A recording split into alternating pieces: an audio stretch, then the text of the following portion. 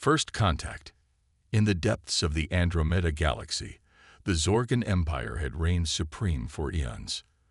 Their mighty warships, adorned with the battle scars of 1,000 victories, patrolled the stars, ever vigilant for new worlds to conquer.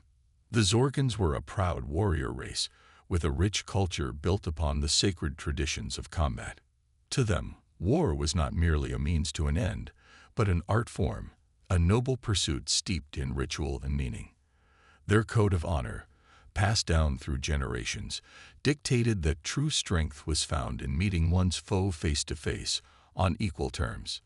As the Zorgans expanded their domain, they had yet to encounter a species that could match their martial prowess. Lesser civilizations fell before them like wheat before the scythe, unable to withstand the fury of the Zorgan legions. But the universe was vast, and it was only a matter of time before the Zorgans met their equals.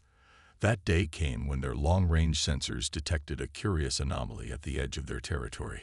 A cluster of unfamiliar ships, bearing no markings of any known race, had emerged from the void. The Zorgans watched with growing interest as these mysterious visitors expanded their presence in the sector. Scouts reported back, speaking of a bipedal species called humans, clever toolmakers who had spread across the stars with surprising speed. To the Zorgan High Command, this development was both intriguing and provocative. The humans represented a new challenge, an opportunity for the Zorgan war machine to once again prove its supremacy. The fact that humanity had achieved such rapid growth only made them more appealing as a target. In Zorgan eyes, the upstarts needed to be humbled, taught the true meaning of warfare by the undisputed masters of the craft. The decision was made swiftly and unanimously. The Zorgan Emperor himself drafted the formal declaration of war to be transmitted to the human homeworld. It was a grandiose message, filled with elaborate verse extolling the glories of combat and the unmatched might of the Zorgan legions. Per ancient Zorgan tradition, the declaration also laid out the mutually agreed upon rules of engagement. The war would be fought according to their sacred code of honor. No cowardly strikes from afar, but proud warriors meeting on the field of battle to determine who was truly superior. The declaration was sent, and the Zorgan fleets began to assemble, eager for fresh conquests. Aboard the warships, Zorgan warriors honed their blades and polished their armor, each one dreaming of the glory they would find in vanquishing this new foe. Their confidence was unshakable. The humans, like so many before them, would soon learn to kneel before Zorgan might. But amid the heady anticipation, a few wizened strategic minds couldn't help but note the speed at which the humans had risen. Whispers began to circulate of human technologies and methods that seemed unconventional. Some even dared to voice concern that the Zorgans, in their unwavering adherence to tradition, might have underestimated humanity's potential. These dissenting murmurs were quickly silenced by the High Command. Such talk was borderline blasphemous, an affront to generations of Zorgan military doctrine. No, they reassured the populace. The humans would be crushed like all the rest. With a show of force steeped in ancient warrior ways, the galaxy would again be taught to tremble before the Zorgan banner. As the mighty Zorgan armada set forth to once again assert its dominance, the Empire thrummed with the anticipation of triumph. Little did they realize, as they clung to the comforting rituals of their past, that the very nature of war was about to shift beneath their feet. A new era was dawning, one where the old rules no longer applied. And the Zorgans were marching proudly into the jaws of the unknown. Rude awakening. The first engagement of the human-Zorgan war was meant to be a grand spectacle, a show of force that would immediately establish Zorgan supremacy. The Emperor himself selected the staging ground, a barren moon orbiting a dead star, the perfect blank canvas upon which to paint a new masterpiece of conquest. The Zorgan fleet arrived in tight formation, their ships moving with ceremonial precision into a textbook array. The Emperor stood upon his command dais, resplendent in his imperial regalia, eagerly anticipating the moment when the human fleet would appear and the proper order of things could be restored through glorious combat. But the enemy did not appear as expected. The humans, it seemed, hadn't received the memo about the Zorgans' preferred protocols of warfare. The first sign that something was amiss came in the form of a massive electromagnetic pulse that washed over the Zorgan fleet, causing sensors to flare and instruments to flicker. In the confusion, a barrage of high-velocity kinetic impactors, launched from stealth platforms millions of kilometers away, slammed into the Zorgan formation. The Emperor watched in stunned disbelief as his grand warships, the pride of 1,000 conquests, crumpled under the onslaught. The humans weren't engaging in honorable ship-to-ship combat, but striking from an unseen distance with a devastating new form of weaponry. Aboard the battered Zorgan vessels, warriors steeped in centuries of tradition struggled to comprehend the nature of the attack. This wasn't how war was supposed to be fought. Where was the pageantry, the glory of meeting one's foe face to face? The Zorgan way of war, with its emphasis on personal valor and ritual combat, had no answer for this cold, mechanical onslaught. As the Zorgans reeled, the humans pressed their advantage. Swarms of autonomous drones, previously hidden in the asteroid field surrounding the star, descended upon the Zorgan fleet. The Zorgan point defense systems, designed for engaging large, crude vessels, were overwhelmed by the sheer number of small, agile targets. The Zorgan ships, their hulls breached by the kinetic strikes, were now invaded by the drones, which flooded their decks and corridors. Zorgan warriors, trained for hand-to-hand combat, found themselves in desperate firefights with machines that felt no fear and never tired. On the bridge of the Imperial flagship, the Emperor clung to his command chair as explosions rocked the vessel. This wasn't how it was supposed to be. The humans were fighting without honor, using trickery in machines to negate the Zorgans' rightful supremacy. It was also dishonorable. And yet, as much as it pained the Emperor to admit it, it was brutally effective. The humans' tactics, striking from afar, leveraging autonomous systems, targeting critical vulnerabilities, were unlike anything the Zorgans had ever faced. The Zorgan fleet, the product of millennia of tradition, was being disassembled with almost casual ease by an enemy that had seemingly rewritten the rules of war. In a matter of hours, what was meant to be a showcase of Zorgan might have turned into a one-sided rout. The once proud Zorgan armada limped away from the battlefield, leaving the wreckage of their grand warships tumbling in the void. Among the Zorgan survivors, the unthinkable had happened. The first seeds of doubt had been planted. The humans had not just defeated them, but utterly shattered their understanding of warfare. For a species that had built their entire identity around their martial prowess, this was more than a military defeat. It was an existential crisis. As the battered fleet limped back to Zorgan space, the Emperor and his high command were left to grapple with the unthinkable. The Zorgan way of war, unchanged for millennia, had been found wanting. If they were to survive this conflict, they would need to do more than adapt. They would need to completely reinvent themselves. But for a culture so deeply rooted in tradition, where the very idea of change was anathema, this would be their greatest challenge yet.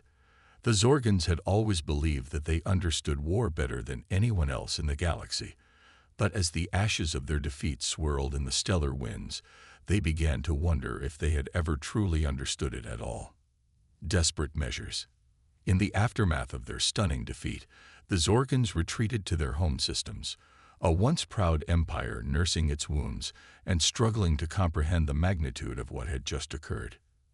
As damage reports flooded in and casualty lists grew longer, the scale of the disaster became clear. The Zorgan fleet, the symbol and instrument of their dominance, had been crippled in a single engagement.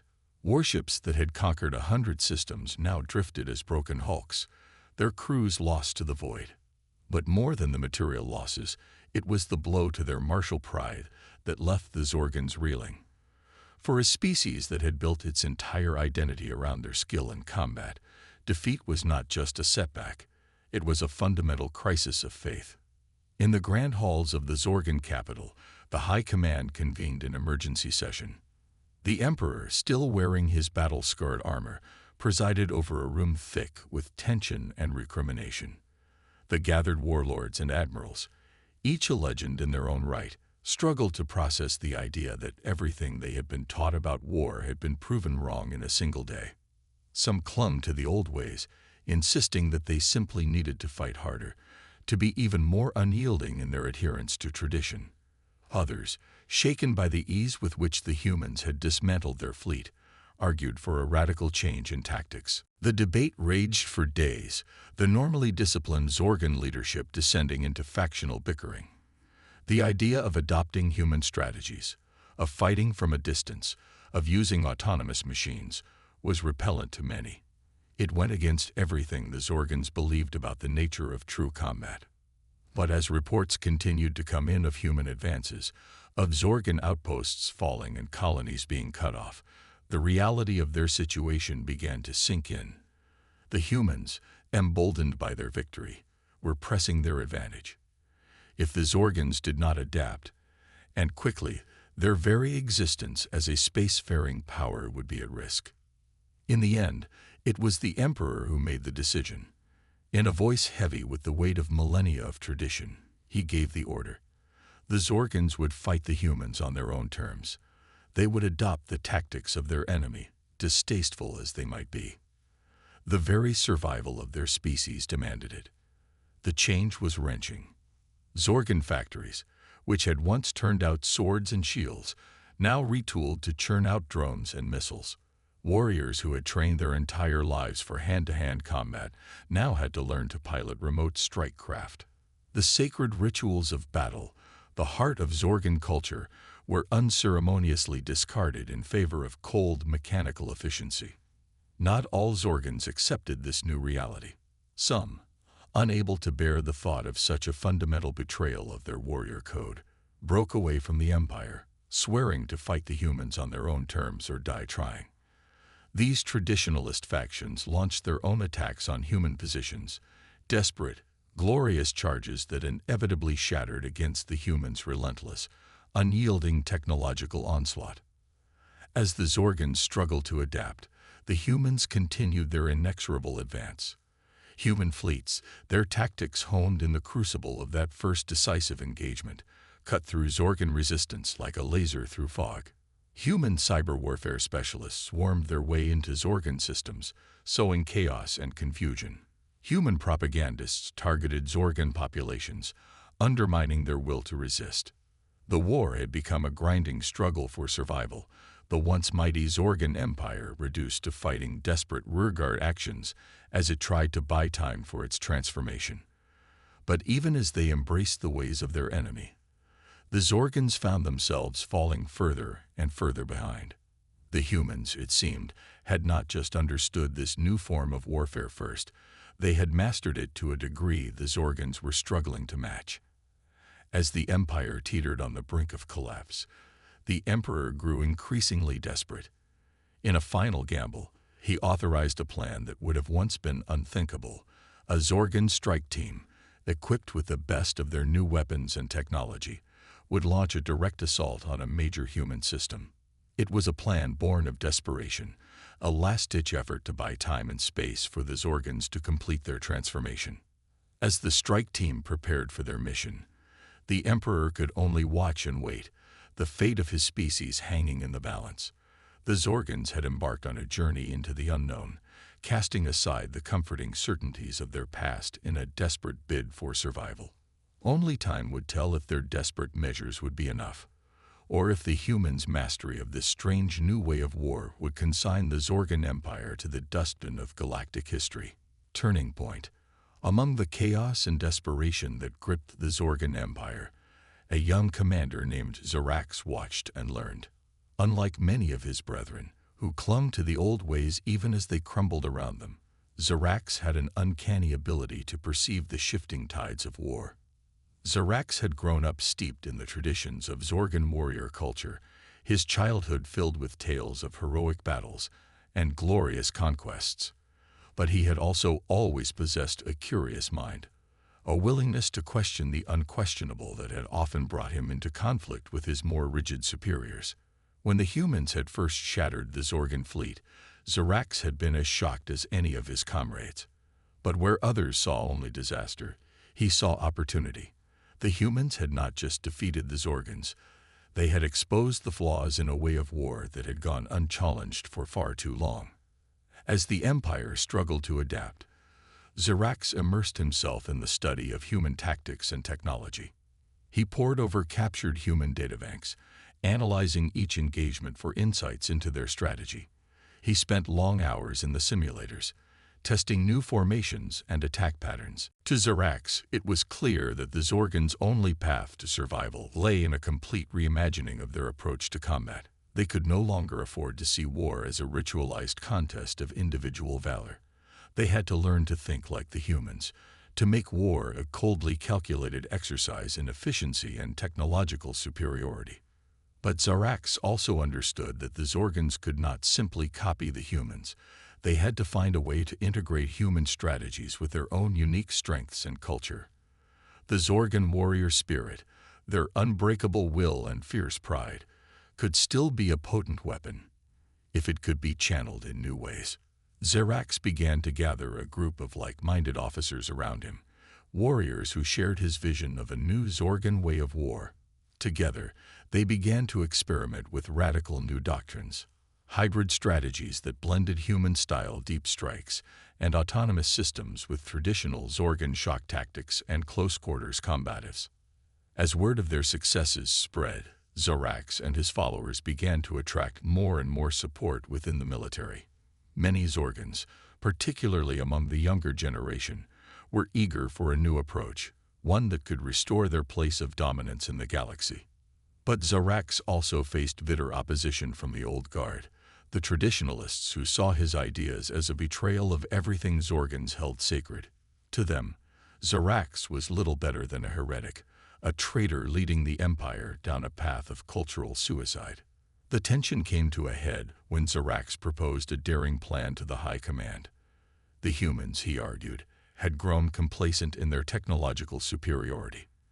They believed the Zorgans were a beaten foe, a once proud race now struggling to mimic human tactics. This arrogance could be their undoing.